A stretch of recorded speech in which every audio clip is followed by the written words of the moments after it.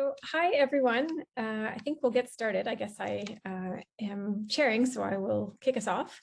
My name is Karen Greppen. I am an associate professor at the School of Public Health at the University of Hong Kong. And this session is a session that is looking at the impact of COVID-19 on the use of health services. And we're exploring this in 4 very different international contexts. The background for this, of course, is the fact that over the last year, there has been a massive shock to health systems globally. Many of you think about the overloaded hospital rooms and emergency departments where many people are being treated by COVID. But a lot of what we'll be looking at today is actually what's happening to the rest of the healthcare system in terms of the use of other types of health services in this context. So I'm joined today by 3 other panelists. I will also be presenting my results at the end, so I will introduce myself as well at that point. And I will introduce each panelist up front so I can get that out of the way, and then we can move directly from panel to panel. So our first presenter is Terence Chang, who is a research scientist of health systems and policy at the Harvard T.H. Chang School of Public Health, and he'll be presenting some of his research in China. Our second presenter is Catherine Durizo, who, if I got that right, is a PhD candidate in the Development Economics Group at ETH in Zurich. Her doctorate focuses on health system governance for inclusive and sustainable social health protection in Ghana and Tanzania. However, due to the COVID-19, she extended her research to focus on how vulnerable population groups are affected by the pandemic, covering economic, health, and mental health dimensions. Our third speaker is Dr. Atanu Rabbani, who is an associate professor in the Department of Economics at the University of Dhaka, and an associate scientist with the James P. Grant School of Public Health at Brock University. And I'm also happy to say is also one of my collaborators on an unrelated project, which I'm very happy to say that we could have presented stuff on today, but we're not. And he's going to present new work, which I'm excited to hear about. He works on the area of health, labor, and organizational economics. His research project focuses on the impact of COVID-19 pandemic on health and non-health outcomes using different populations, as well as how to promote socially desirable choices using behavioral and non-behavioral interventions. As I said previously, my name is Karen Greppen. I'm an associate professor at the School of Public Health at the University of Hong Kong. I am a health systems researcher, and I do work on a number of topics, but including the way in which infectious disease has affected the use of health services, first starting in Ebola and now in COVID-19. So without further ado, I will pass it over to our first speaker, Terence. In terms of logistics, if you have any questions, you feel free to put them into the chat box. We will let each presenter present first, and then I'll come back to the questions at the end. There will be time at the end if you have questions, so please do pop them in once they pop into your head. If not, I will look for questions at the end. Okay, let me share my screen.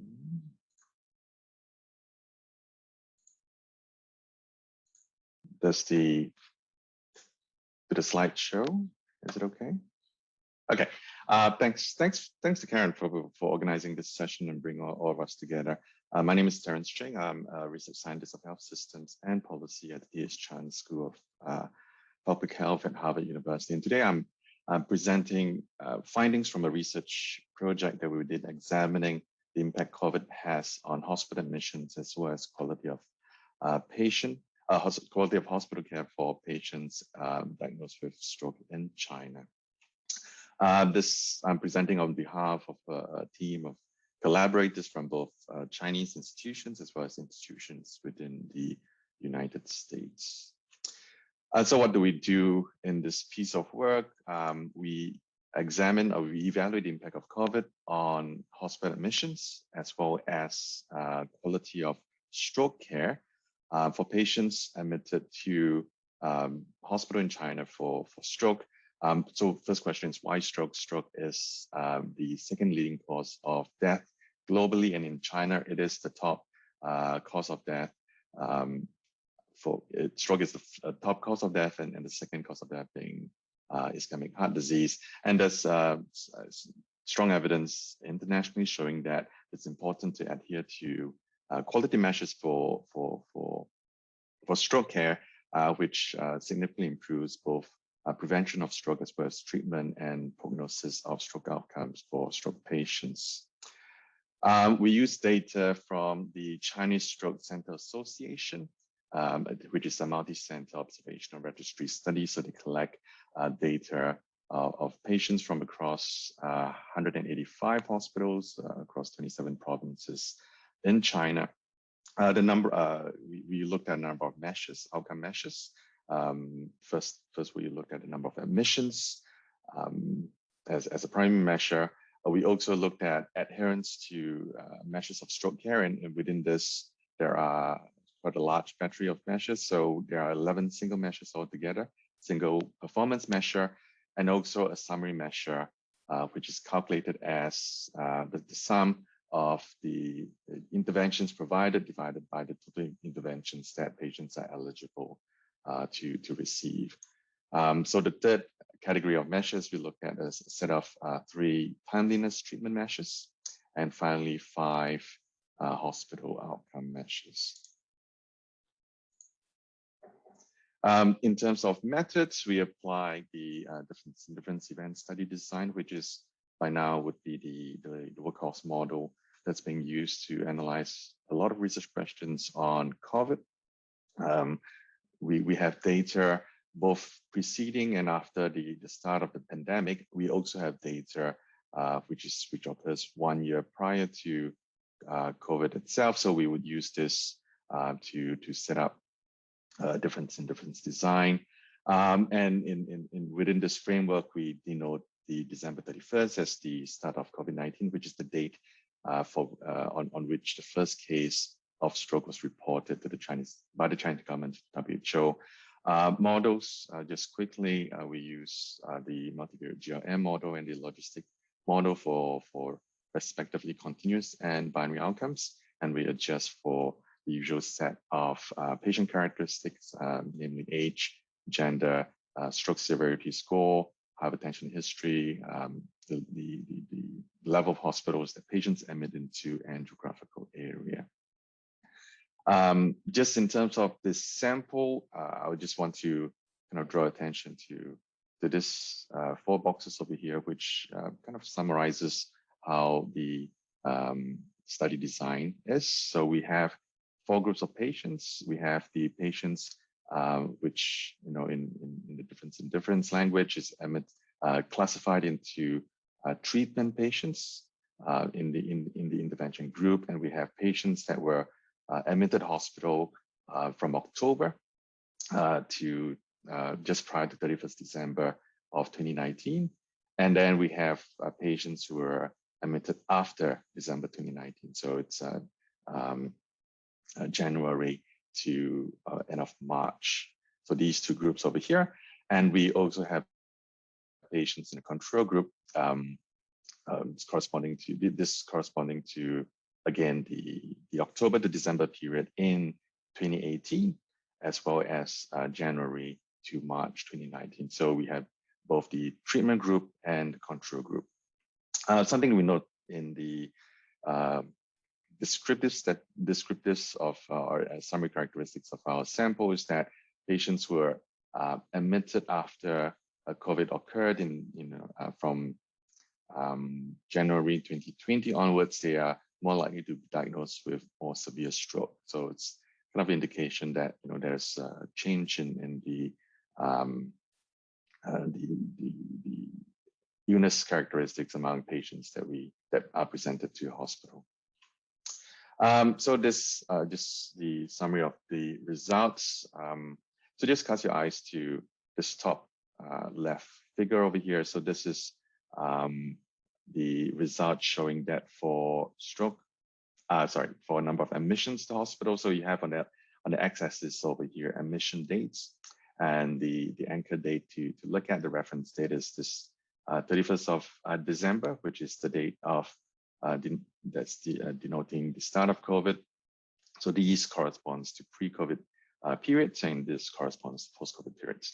So each of these dots show the difference in difference estimates. For convenience, we also denote in red the coefficients that are statistically significant, so it's easier to see. So what this figure tells us, sorry, before that, we have on the y-axis, you have the zero line over here, right? So what these estimates tell us, or the results tell us, is that admissions for stroke has reduced significantly, somewhat from the start of COVID itself. From the start of COVID, right? We don't see any much of a change prior to COVID, but all the reduction really happens after the start of COVID. So in terms of stroke care measures or quality measures, first, when we look at the composite measure, as I kind of described, as the summary measure combining the 11 individual measures. So I suppose in summary, we don't see that we don't see any evidence that stroke has, COVID has affected kind of composite measure of stroke care. There are two areas in which we do find that that has a significant change. So we have on this figure over here showing deep vein thrombosis prophylaxis, and when we do see an increase in the adherence, an increase in the application of DVT prophylaxis, as well as that for statin. So statin is more likely to be applied to patients coming in for stroke care after COVID occurred. So again, just kind of continuing on to the other adherence measures, stroke quality measures. So there's quite a few over here. The use of IV anti-thrombotic medication, hypertensive medication, and anticoagulant. So in almost all of the measures, except that for rehabilitation assessment, we don't see any change in the adherence for these care protocols as a result of COVID.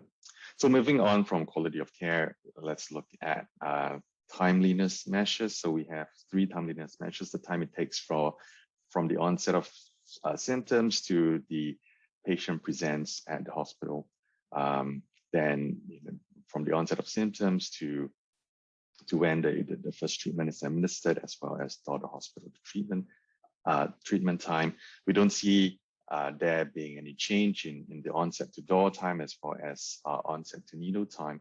But for the door to needle time, we see a slight increase in the time it takes for patients to get from arrival to the hospital to when treatment is being administered. And finally, in terms of hospitalization outcomes, we looked at 5 different types. So we looked at hospital mortality, discharge, medical advice, and discharge to home. On these 3 dimensions, we don't see any change. And we do see changes in both the length of stay and as well as total expenditure. So patients are staying slightly longer in hospital, and also in the end spending slightly more as well. So just to conclude, we do observe the number of hospitalizations for stroke decreasing, and from examining the characteristics of the patients, we kind of inferred that this reduction mainly occurred in patients that have mild stroke, and it is, I suppose, it's also consistent with the experience in terms of many other medical conditions that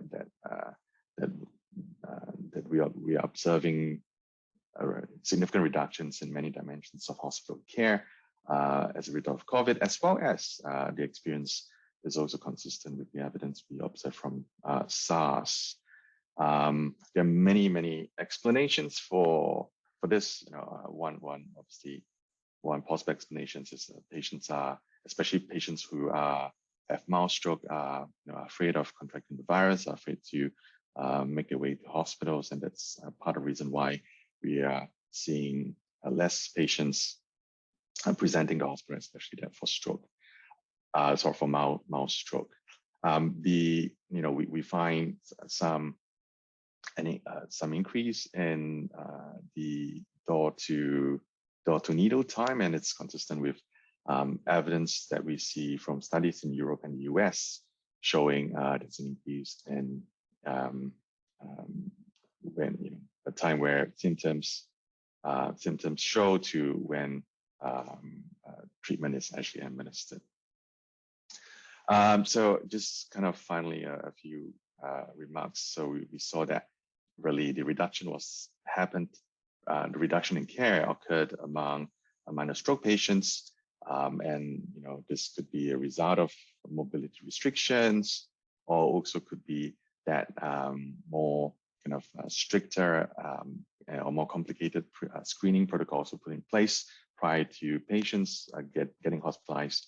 It's important to kind of note that that the 3 months recurrence rate for patients with minor stroke is actually not trivial. It's not small, and combined with that, the risk of disability and fatality, if patients, even minor stroke patients, are not provided both the care that they need, it could have quite considerable kind of negative impact on their health, and healthcare providers should continue to monitor patients who may not be able to receive or may not be receiving the care that they need during the pandemic. I think I'll stop here. Thank you. Excellent. Thank you so much, Terence. And now I want to hand it over to Catherine, who's going to take us to another part of the world, and we'll talk about her research in Ghana.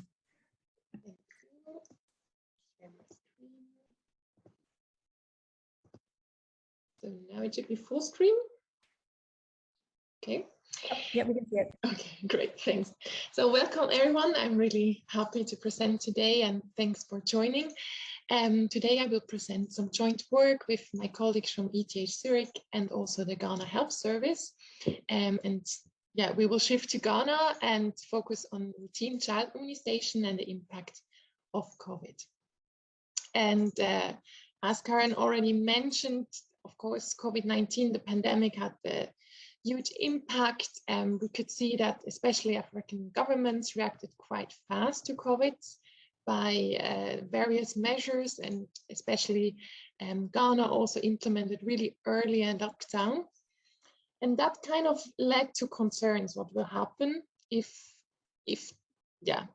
there are lockdowns, if the health system is, or the economic is kind of closed. And then there is one quote from UNICEF saying we cannot trade one health crisis for another, emphasizing these concerns that also non-COVID services decreased. And there are also several studies emphasizing that there was a disruption in child routine immunization in low and middle income countries, but also high income countries. And their drop rates are, for example, in this study from Pakistan, in the first month of the lockdown is around 50%, which is huge. So there are other studies in predicting what is the overall impact on child mortality, and they often conclude that child mortality due to that non-vaccination might be even higher than due to COVID-19 infections. So that brought us to our research question, looking in the case of Ghana, what are the effects of the COVID pandemic on routine child immunization services? And we can contribute, first of all, that we can cover data for the whole country, and then we can also cover up to 8 months after the lockdown. And yeah, Ghana is a special case because it's also one of the most affected countries in sub-Saharan Africa, and it had only a partial lockdown, also allowing more insights, as we will see later. So why Ghana? As I said, it's one of the most affected countries in Africa, and it had this partial lockdown in end of March, beginning of April, only for 3 weeks. So on the right side, you see the map of Ghana, and in black, you see highlighted the lockdown areas, which are actually like the major city, Kumasi and Accra, and some surrounding suburbs. And there was also the hotspot of COVID-19 cases. And during that lockdown, which was for about 3 weeks, only essential services were open, but health centers were still open. So it was possible to go to the health centers. Although having that in mind, of course, among the region, there was some travel restrictions. So of course it was harder to, and also with public transport, harder to commute. What data we have monthly numbers of child vaccinations in Ghana from January 2018 to December 2020. So covering quite a larger period, and it's covering all health facility levels, all service locations, so in hospital and outreach, and then also for all 18 vaccines, the normal ones, and then for every district in Ghana.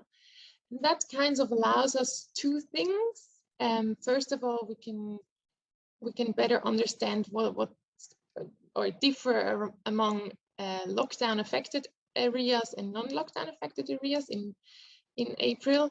And then second, it's also possible to look at more time-sensitive vaccines. For example, polio 0 should be given at birth or at max age around 2 weeks, compared to other vaccines which should be given within the first 5 years.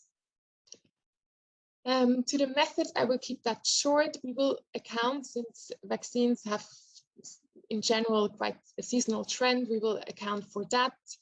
And we also account for the population size among the districts and look at the relative changes. And when we just look at the yearly, like on the total year development, we see that in total there was a decrease about 1.5% from 2019 to 20, so the number of total doses given to children. And we can see quite some differences among different types of vaccines, ranging from around -3.5 to even a small positive effect. This is quite surprising because, as we said before, other studies expect a much larger decrease, and having in mind that in Ghana it was still increasing cases of COVID, so the pandemic is still going on. When we now look on the monthly trend, we do see that indeed during that lockdown there was a substantial drop, which is significant in April 2020 when the lockdown was placed. But since it had lifted after 3 weeks, we can see a quite fast catch-up effect in June, July, and then again a bit in December, emphasizing again that it's a lower drop than in other countries, and it's a faster catch-up effect than the literature has predicted. And so when we now shift to our difference among the different vaccines, we do see that the drop in April was mainly driven by yellow fever, and that's because there was a large campaign which was postponed to December. So that was one reason why it couldn't take place because of the lockdown. But what we see for time-critical vaccines or more time-critical vaccines such as polio, that there was no significant drop, as you can see on the right side in the figure, which is a positive finding. Because maybe to mention, there are also other studies looking at time-critical vaccines, and some find even for those also negative. So as I mentioned, with the partial lockdown, and since we have the district level data, we can also differentiate among districts which were under lockdown and which were not, and also some which had COVID cases and some not. So overall, we see that the non-lockdown affected districts with COVID cases have no significant difference from those without cases. So they are similar, but we do see a significant difference in the lockdown affected districts compared to the non-lockdown affected districts. And interestingly, here we see the regression coefficients. We see that already in February, it started with a negative effect of around -5%, emphasizing that it was not only, I mean, the lockdown was in April, so emphasizing that was not only the lockdown itself, but it seems also the fear of getting infected. And then the largest drop in April with around -19%, also suggesting that there was maybe an additional barrier to the travel restrictions. But of course, we cannot 100% clarify that, but we will working on that to understand a bit more also the spatial dimension. But overall, we see that difference. Again, that was the overall effect. And then when we dive in to the time critical vaccinations, there are no effects. So even in lockdown affected districts, we do not see such a drop in April or even February. Again, emphasizing or suggesting that it was not a problem of closed health facilities, which was in some countries the case, or limited protection equipment. This seems less the driver. So to conclude, we do find the overall drop in April, but it also compensates in June, July, and December. So the yearly drop is rather low, and especially the size of the drop is smaller than for other studies in other countries. And then there's also a faster catch-up effect than the current literature assumes. And also positively, the time critical vaccinations do not show a significant drop. And when we differentiate among lockdown affected districts, they had a larger drop and a slower catch-up. And we're still on exploring a bit the drivers behind, if it's more the concerns about going to the health facility, or if it's the challenge to actually go to the health facility due to travel restrictions. And maybe to conclude, we do also have some qualitative interviews from health workers that they said they really, during the lockdown and also afterwards, they really tried hard to reach out, and they did much more reach out visits and going to the to the people at home. And of course, having also in mind the context of Ghana, the harder lockdown was only for 3 weeks. And of course, other countries had much a longer lockdown, also that emphasizing by having that in mind when seeing those results. So thank you so much. And I'm happy to hear your feedback, and please feel free to write me a mail or have a discussion afterwards. Thank you very much. Super, thank you so much, Catherine. And now I'm going to hand it over to Atanu, who will now take us to Bangladesh. Can you see my slides? Yeah, we can, and they're full screen. Yeah. Good. So it's nice to follow Catherine's talk because she has already set the stage nicely to discuss childhood immunization. But in this case, we'll be talking about Bangladesh. Bangladesh is an interesting case because of it is known for its public health achievements, both in terms of deliveries and also in terms of outcomes. This is sometimes dubbed as Bangladesh paradox, in the sense that compared to its income level, Bangladesh has kind of much better public health outcome. And this is evident here, for example, so this is a telltale sign of that. If we look at early childhood mortality from DHS data, over the last 25 years, we have a secular decline in childhood mortality. I mean, we should see this to continue, but the history has been quite impressive in that sense.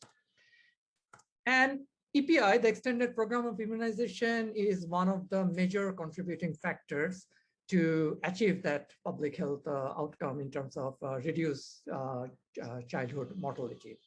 As Bangladesh is considered one of the least vaccine hesitant countries in the world. And as you can see, the all basic vaccination coverage is 86% according to the latest DHS that is available. And part of it is, it has been partly successful because of the supply-driven approach that the government and also the non-government agencies have participated in. So without getting further into that particular aspect, I think it's interesting to see when COVID-19 pandemic broke down in Bangladesh. I think it's a curious question how that immunization drive, if and how much it has been affected by the pandemic. So that's kind of the motivation of this research. So here I have put together two sets of data. So first set of data, so the unit of observation is Upazila or sub-district. So sub-districts are the second lowest administrative tier in Bangladesh. So it's 7 divisions, actually now it's 8, and then the district, and then the sub-districts or Upazilas, and then we have unions. And why Upazila? Because our exposure can be measured at the Upazila level. So say, unlike Ghana's case in 2020 in March, when pandemic broke down in Bangladesh, there was a general national level lockdown in Bangladesh. So there was no regional or area specific lockdown measure taken in Bangladesh actually almost any time over last 1.5 years. However, the exposure varied. And how so? So so the basic idea is Bangladesh is a very migrant dependent country. And during the first phase of COVID-19 pandemic, migrants from certain countries where it was initially the pandemic was more intense, for example, Italy, China, a lot of migrants actually came back. And we have that data by these Upazilas from the Aviation Authority. Not only that, we also had that during the initial period, during March and April, we also have information about the infection rate by country. So if we put those two outcomes together, we can measure the exposure at the Upazila level by the number of migrants that came from each country and weighted by the infection rate of that country. And Asan, Mushfiq, Iqbal, and Abu Shanjay, they have actually done this work. And as you can see that if we map that on Bangladesh, you can see that there's a considerable variation in terms of that exposure. There are some patches that you can see white, so data are missing for those Upazilas.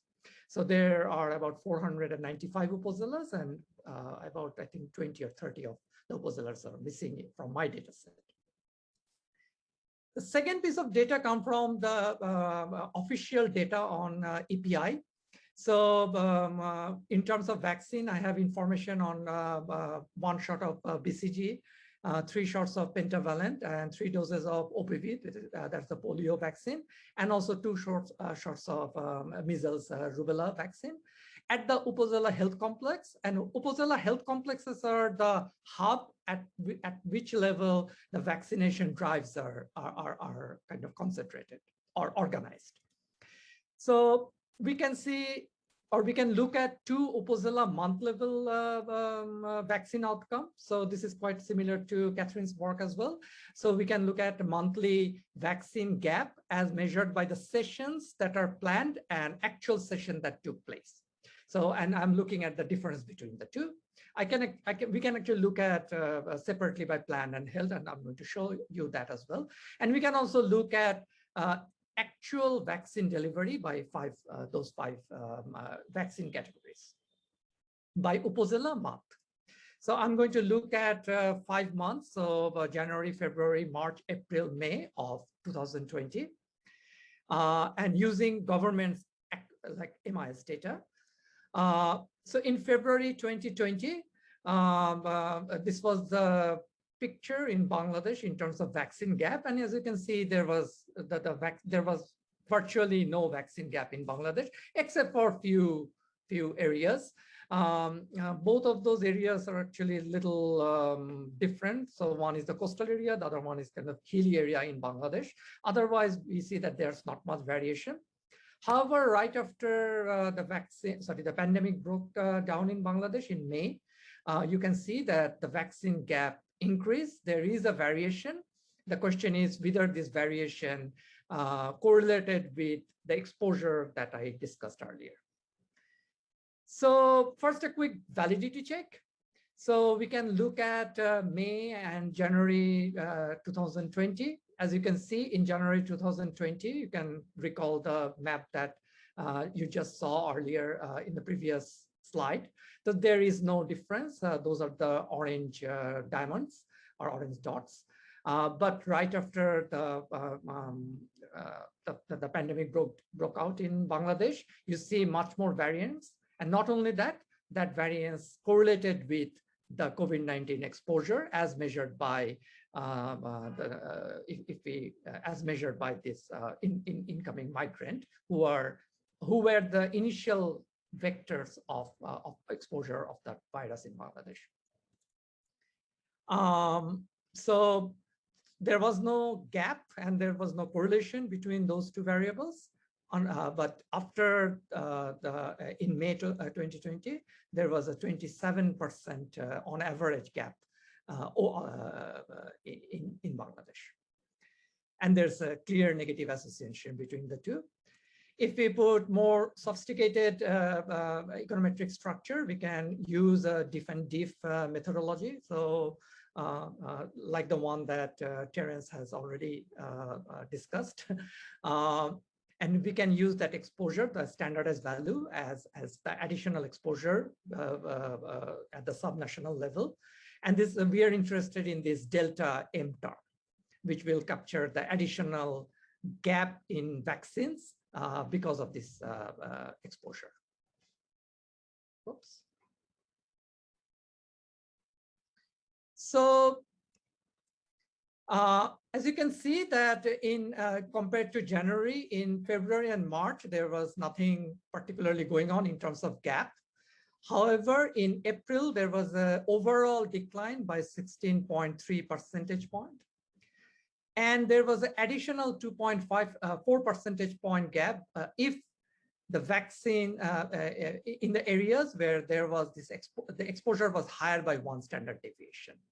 And if we look at May 2020, we find that there was a secular decline of or overall decline of 21 percentage point, but additional 5.1 percentage point gap from 1 standard deviation higher pandemic exposure. So this was not because the government revised their plan. As you can see that, yes, their government revised to some extent their plan of sessions, a number of sessions, but it's primarily coming from the fact that the number of sessions that were held in the areas where there was a more intense exposure was actually lower. And we can also look at it by different vaccines. As you can see that I think it's a little bit in contrast with the result that we saw from Ghana, that for all different types of vaccine, there was a overall decline and there was an additional decline in the areas where there was a higher level of exposure, even though the national lockdown policy was same everywhere over that period of time. So I did some back of the envelope calculation about how many kids were deprived of the vaccine because of the pandemic. And about 20 to 29% of the children remain unvaccinated over this period of time. It would be nice to see the data from a kind of a follow-up data, and I'm actually working on that. And so mainly COVID-19 has been quite disruptive in economy and society, and we should also look at indirect health costs such as childhood immunization, because that will add to other types of mortality and morbidity that we should care about, and it has been quite effective. So in the context of Bangladesh, but I think elsewhere, we should probably take mitigating policies to ensure that children get vaccinated. So over to you, Karen. Thanks, Tanu. So that's wonderful. I didn't have to stop anyone. I just have to share my screen now. So thank you for everyone for coming, and it's a great pleasure to be here to present the results of this paper, which is called The Impact of the COVID-19 Pandemic and Response on Utilization of Health Services During the First Wave in Kinshasa, which is in the DRC. This paper is actually a project that has come out of a longer-term research project that I've been working on with Dr. Serge Mayaka, who's based in Kinshasa. So since 2018, we've been working on studying the impact of infectious disease outbreaks, specifically Ebola, on the use of health services. And the DRC has been a wonderful laboratory to do this, in that there have been 4 separate outbreaks of Ebola since this project began, as well as now, of course, the COVID-19 pandemic. As Catherine mentions, at the beginning of the COVID-19 pandemic, there was a lot of concern about the potential impact of the pandemic on the use of health services, and obviously the related morbidity and mortality, the so-called collateral damage that could result. There were a number of studies, and unfortunately Catherine has covered them, so I'm not going to go into depth on them, but that had suggested that there could be very large increases in morbidity and mortality as a result of this reduction in the use of health services. And of course, most of these studies were modeled. These studies were largely based on evidence that had been predicted from previous infectious disease outbreaks, in particular, the West African Ebola outbreak, wherein we did see very large reductions in the use of health services, and thus increases in morbidity and mortality that were likely on the order, if not larger, than the direct effects of Ebola itself. And so at the beginning of this pandemic in sub-Saharan Africa, and including when Dr. Tedros actually announced the public health emergency of international concern, they cited the fact that there was a lot of concern about the impact of the pandemic on low-income countries. And so we sort of started getting involved in this, and here in fact are my co-authors on this project. So this is a group that's based largely in the DRC, but also in Belgium.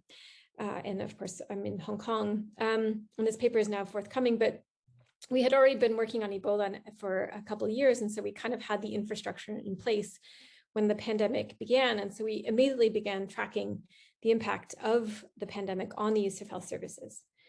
To give you a little bit of context, so the Congo, although clearly there have been a lot of issues with regards to testing and the ability to fully capture the extent of the pandemic, has thus far, as of a couple of weeks ago, only recorded about 36,000 confirmed cases and less than 1,000 deaths. Of course, we think this is largely underestimated, but the question is by how much? And we will be focusing, this paper focuses largely on that first wave, so that first bump that you see in early 2020. You can see, of course, what's happening now, which is that the DRC, as well as many countries in sub-Saharan Africa, are actually undergoing a quote-unquote third wave, which is potentially going to be much more destructive than any of the earlier waves. And the reasons for this are totally unclear, but what we're studying is really this kind of first wave.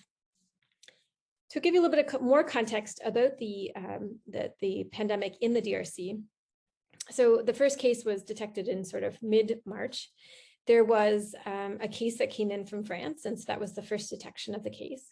Immediately, the government responded quite quickly, and there were a number of public health measures putting in place, including the closure of schools, bars, restaurants, and of course, the reduction of international flights coming in from abroad.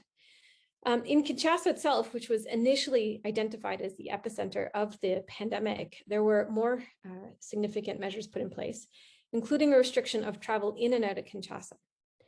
However, a couple of weeks later, it became obvious that one neighborhood, literally one neighborhood, which is called Gombe, was really where a lot of the cases were being detected and were being spread. And so in that particular neighborhood, they put a confinement, so basically a lockdown, in that area where there was not only restriction of travel in and out of that neighborhood, but also very severe restrictions in terms of travel within the area, stay-at-home order for people living in that area, and so on. Technically, the health facilities remain open. However, it was very difficult. For example, there was no public transportation, and people do rely quite heavily. This measure began to be sort of lifted to some extent by April, but in Gombe, it stayed in place until basically the end of June. It was lifted in sort of beginning of July. And at that time, cases had already begun to decline.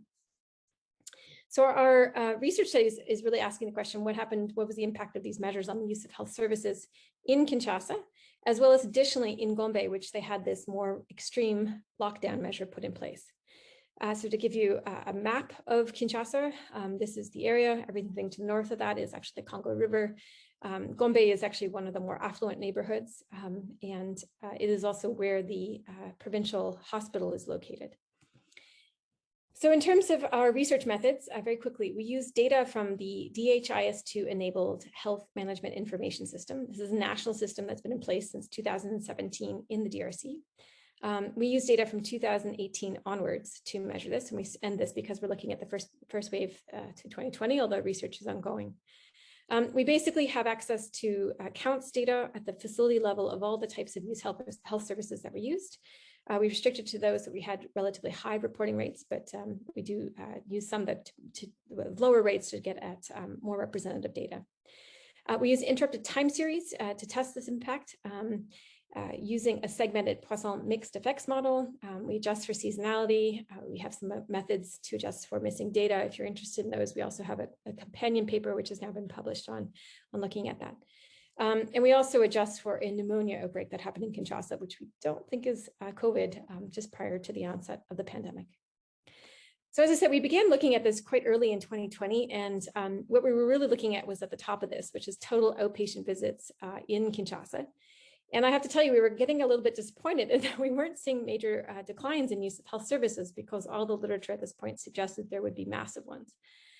However, we didn't fully account for the fact that this lockdown was really just in fact in Gombe. And so if we stratify our data here in terms of the Gombe lockdown area versus the rest of it, here we see that the Gombe area was actually quite severely affected by the lockdown, whereas the rest of the city was barely touched. In fact, there was a 25% drop overall in use of outpatient services, an 81% drop in Gombe, and a 16% in the rest of it. If we look across other types of infectious disease outbreaks, we see similar kinds of stories. So here for common infectious diseases, namely the diagnosis of malaria, rapid diagnostic tests for malaria, diarrhea diagnosis, and pneumonia diagnosis, we get a very similar kind of story, in that we see relatively small declines in the use of these health services in all of Kinshasa. However, quite pronounced effects in the Gombe area when the lockdown was in place. When the lockdown was lifted, we do see a return of the use of most of these health services. However, they do remain slightly below what we would expect from pre-pandemic levels. Where we do see very substantial declines in the use of health services, however, are on the diagnosis of non-communicable diseases, for example, diabetes and hypertension. We have less great data on mental health data, but we also see that there. Anecdotally, qualitative data that was collected around the same time period was suggesting that because COVID was being associated with people with comorbidities, the story that only people who had other diseases were getting sick and dying from this. Many of the patients who had those types of concerns were staying home more than others because of the potential fear of being either labeled as someone who had this or catching it. Interestingly, when we look at the use of maternal health services, and so here we're looking at data on antenatal care and facility-based childbirth, we don't see any decline. In fact, we actually see some increases in both of these measures over this time period. And similarly on immunizations, we see a very similar kind of story to what we see in maternal and child health services.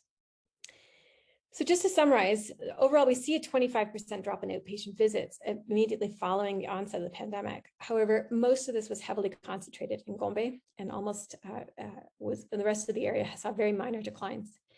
Rates of malaria, diarrhea, pneumonia all declined quite sharply, again, more heavily concentrated in Gombe than in the rest of Kinshasa. Non-communicable diseases were more heavily affected. However, antenatal facility-based deliveries and postnatal care were barely affected, and minimal effects of immunizations were also observed. We did see more pronounced declines in hospitals as opposed to health centers, which might be consistent with the story of people fearing catching COVID, which is, of course, where a lot of the COVID patients were being treated. And while most health services did rebound after the end of the lockdown, they did remain below pre-pandemic levels.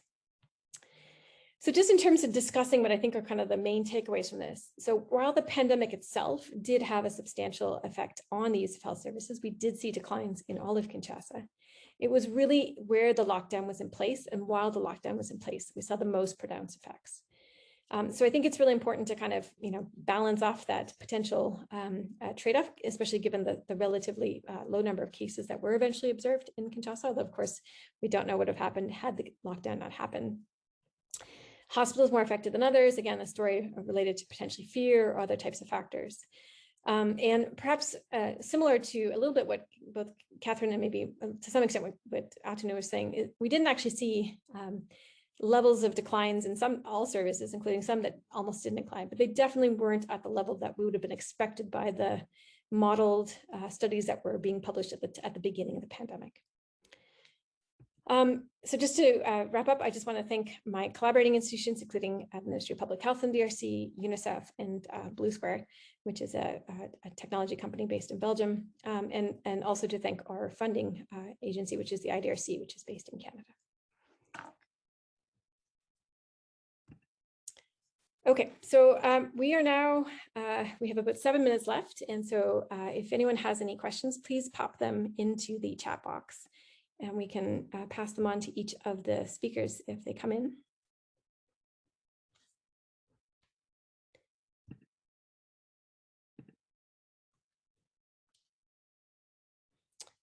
If no one does, then maybe I'll ask one for each of the panelists. So given that this pandemic is not over and that it is an ongoing issue in many, in particular in low-income countries where access to vaccines has been quite slow, how do you think your results are going to change, and what are you planning in terms of ongoing research in this area in your affected countries?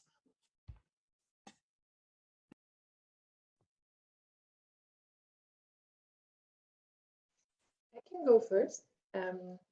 So since we also have this side project where we did some phone interviews, now actually we're in the middle of the 4th round, now covering over a year, where we have households following up how they experienced and what was the impact, also economic and mental health wise.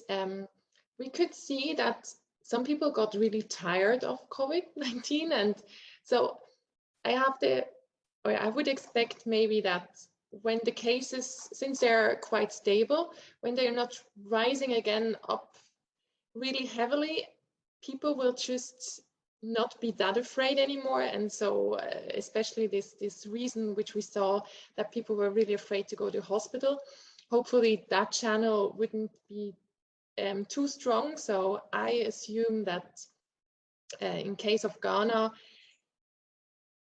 that it will be stable, that there will not be a huge interruption again for immunization. But of course, if there is another shock or there are other information spreads, that will have a huge impact. So it really depends, but at the moment, I would say it's quite stable.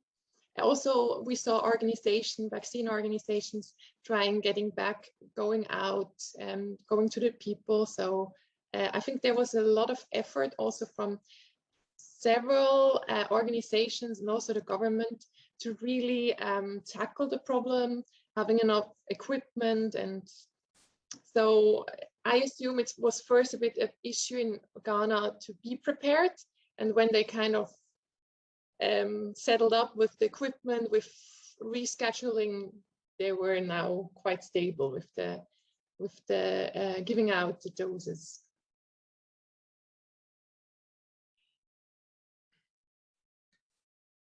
I can go next. So I should say that there were two direct questions to me from Sadiq Islam, and I have already answered those. So I think they didn't pop up because they were directed to me. As for your question, Karen, I think Bangladesh is currently right where it was, actually at a worse situation compared to where it was in the initial phase. The last week has been the worst in terms of number of deaths from COVID in Bangladesh, and probably it is quite underreported. And I'm slightly intellectually jealous the type of data that you and Catherine have shared, because you have a much longer time period, and I would like to get my data on those in Bangladesh. I think they exist, so this is something I would like to follow up. I should also mention that many of these in the context of immunization are tied with schooling and schools have been closed all along in Bangladesh. I think this is quite unique in this region. No other countries have maintained such a policy, I think, anywhere else. So I think it would be interesting to follow up on that channel, like how school closures are having an effect on not only education outcome, but also some of these health drive, which must be affected because of the school closure. So I think this is something will be worth looking into. So I'll stop there. Thanks. Just two quick responses from me. So China has done remarkably well in controlling COVID. So I think life in China is now pretty much back to normal. I suppose because we are looking also at relatively severe conditions in terms of stroke, you expect stroke treatment or care seeking behavior to go back to pretty much normal. Also because stroke is not something that you can substitute for in-person versus say telehealth. So we're seeing obviously in many places in the world dramatic uptake in telehealth, and obviously this is disease specific. And as well in China, we do see increased use in telehealth as well, but less about stroke. So I think inherently the response to use would depends also on the types of conditions, the severity of conditions, as well as substitutability between in-person and kind of virtual consultations. Yeah.